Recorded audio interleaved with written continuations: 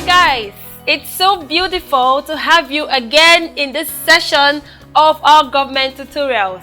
In this session, we are going to be looking at the systems of government. And if you've been following our videos, you would know that we've dealt so much about the subject government. And in this session, we will discuss critically about the systems of governance. And at the end, you should distinguish between the different systems of governance. And so that's our sole aim in this session. Now, there are several systems of governance, and I'm going to be listing them out. We'll discuss them one after the other.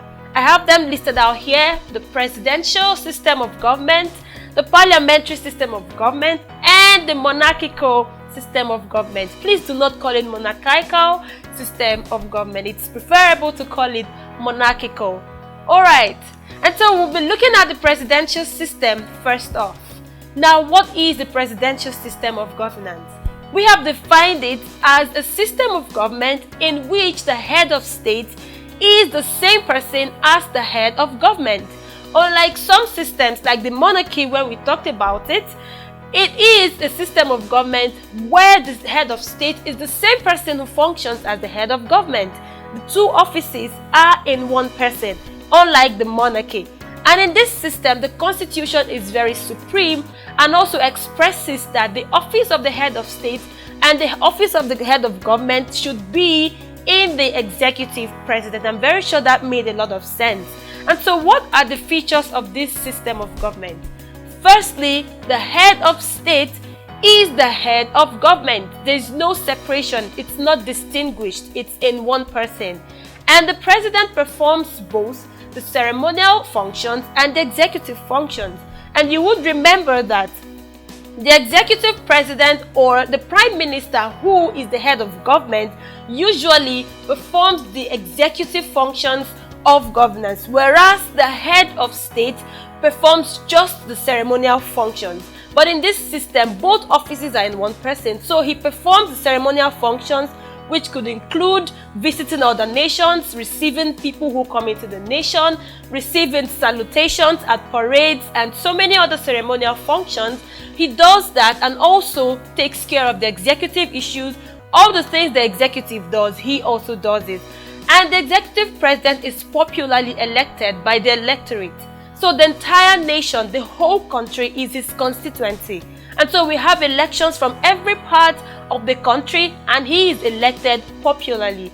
And in this system, he can appoint members of his cabinet from his party, his political party, and outside his political party. There is no segregation. He's free to choose from anywhere. There are systems of government that do not allow this. You will get to know in the course of this lesson. And the president, now the executive president, he is elected for a fixed term of years. So there is no need for a fight. Once the tenure is over and out, he would quietly leave office. That's very peaceful. In this system too, rule of law is so much functioning.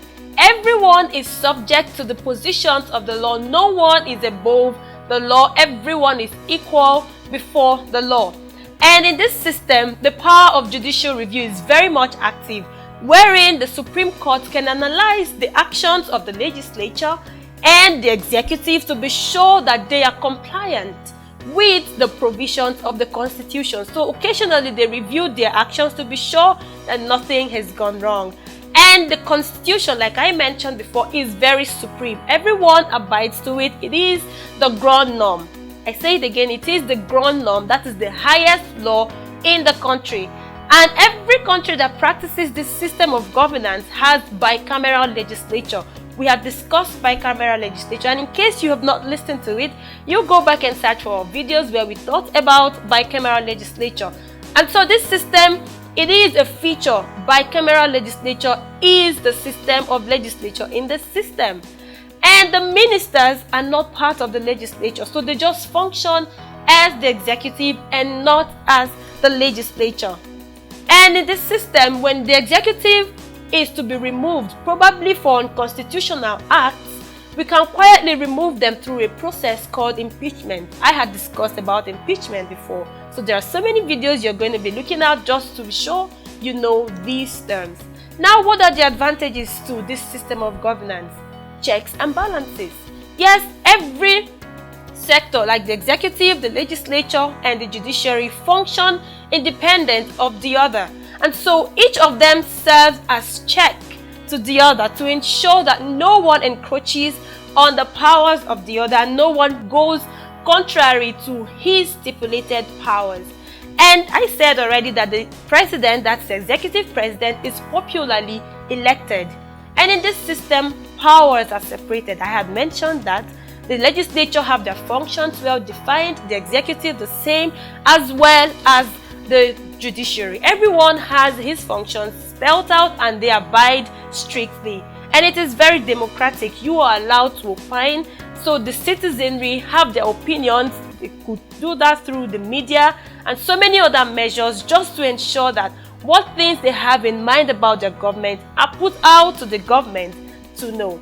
And the constitution in this system is very supreme, and that's so good because the rights of the people would be very protected. When the constitution is supreme, we are sure that everyone is going to be compliant and abiding to the provisions, and so no one's right would be trampled upon. And fixed term of office. So if peradventure we have a bad person in government, it's very easy. At the end of his term, he's going to leave without a fuss, without a fight.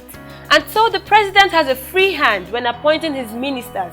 So he's not just set out to appoint people just from his political party. So if there are good people, if there are efficient people in other political parties, he would incorporate them in his cabinet. And in this system, very importantly, individual responsibility of ministers. So the ministers in charge of every department, all the ministers are individually responsible. And so a person can be charged for the fault and the fall of his department and not the entire body of ministers. That's the few advantages to this system. There are so many other advantages that you would want to look out for. But then there are disadvantages too. In this system, there is delay in the execution of programs. Because we have to consult people, because there are so many arms, the executive, the legislature, and all of that, we have to listen to them. Imagine that the executive prepares the budget and then it has to be approved by the legislature. That's so much time spent trying to do one thing. So programs are delayed. And impeachment process may be difficult. Of course, the way it runs, it is so difficult to take a president out of office. Again, problems may arise between the executive and the legislature because both of them, unlike the parliamentary system where members of the executive are also of the legislature, and so there could be an agreement, a mutual agreement between both arms. But in this system, the executive are so different from the legislature, and so it is very difficult sometimes to agree on certain issues. Vetoing of bills. Yes, the president could, because he has the power to deny or refuse a law that has been passed by the legislature. So they pass the laws, but the president has the right to veto those laws and they are not enforced. That's a disadvantage. And there is no security of tenure for ministers. So if you misbehave or if anything goes wrong, you're quickly thrown out of office. Lobbying and duplication of functions. These are disadvantages to this system.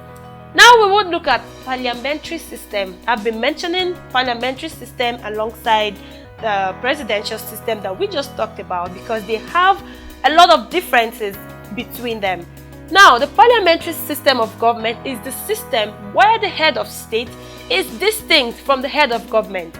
So when you place parliamentary and presidential system of government side by side, you find out that they do not hold together because this one, in one, the head of state and head of government are different, and in another, the head of state and head of government are in one person. And so both offices in this system, that is parliamentary system, are in the hands of two individuals. So the head of state exercises ceremonial functions, while the head of government exercises executive functions. As easy as that. Britain will be our case study, where the monarch is the head of state, while the prime minister is the head of government. And the prime minister, of course, is appointed by the head of state. Now, the head of state is the queen or the president. Yes. And the prime minister is the head of government. I mentioned that before. And of course, the prime minister is appointed by the head of state, not by election. He's not elected into office. And the prime minister can only choose members, his ministers, from his party men in the legislature. And so all the members of his cabinet are from the legislature. Yes, and he appoints them only from his political party. And the prime minister and his ministers, they form part of the executive as well as part of the legislature. Now, in this system, there is collective responsibility. So, if there is a fault, if there is anything going wrong in administration, the entire cabinet, the entire persons are responsible. So, it is a collective responsibility government, not individual responsibility. We talked about individual responsibility before, and so you would see that this one is different. And there is existence of opposition party. So the majority party, of course, that's where the prime minister is appointed from. The second majority party automatically forms an opposition party, and so they are always ready. Should this government mess up, should they do anything contrary to the wishes of the constitution or of the parliament, which is supreme, they would quickly come into power. So there is existence of opposition party at every time. And the parliament, once they do not act in accordance to what the parliament wants, they will just be passed with a vote of no confidence. And this opposition party, of course, automatically becomes a shadow cabinet in wait for the fall of the existing government. Now, I already said that all the cabinet members are ministers, but not all the ministers are in the cabinet. You get that point? Yes. And the prime minister, of course, presides over the cabinet meetings. And the prime minister, he can dismiss anyone from the cabinet, because he who has the power to hire also has the power to fire. So that's about this system. But I'll look at the advantages before I let it go. I already said collective responsibility in defense of policies. Because there are members of the executive in the parliament, it's easy for them to defend laws that they have initiated in the executive. And they become watchdogs. Yes, the second majority party automatically become watchdogs to this existing government. Once they go wrong, the opposition party automatically takes over. They just pass a vote of no confidence and take over government. Dedication and efficiency is an advantage. There is absence of conflict because members of one arm can be found in another arm, and there is party allegiance. There is no room for arbitrary rule. Decisions here are taken faster. Disadvantages here would be removal of the executive. Until a vote of no confidence is passed, there cannot be removal. And there could be disaffection between the head of state and the head of government, because they both have different powers that they wield. There could be some conflict and disaffection between the both persons.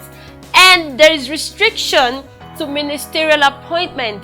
You just can appoint, that's the prime minister, he can only appoint from his political party. And that's so unfair, because it's possible that not all the members are efficient and productive, and so we'll have a lot of people who would not add any efficiency to the government.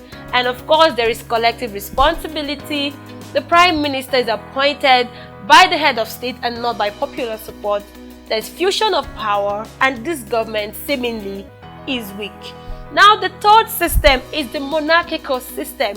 And we had discussed so extensively about it in our previous videos. I'm going to urge you to look out for the videos where we talked about the forms of government. We dealt with it so much. You would want to watch that video and be enlightened a lot about the monarchical system. And so this is where we wrap it up in this session. I'm very sure that all your doubts about the systems of governance have been cleared, and you can by yourself draw a distinction between the presidential system and the other forms of governance. Thank you so much, and do look out for our videos, and have a good day.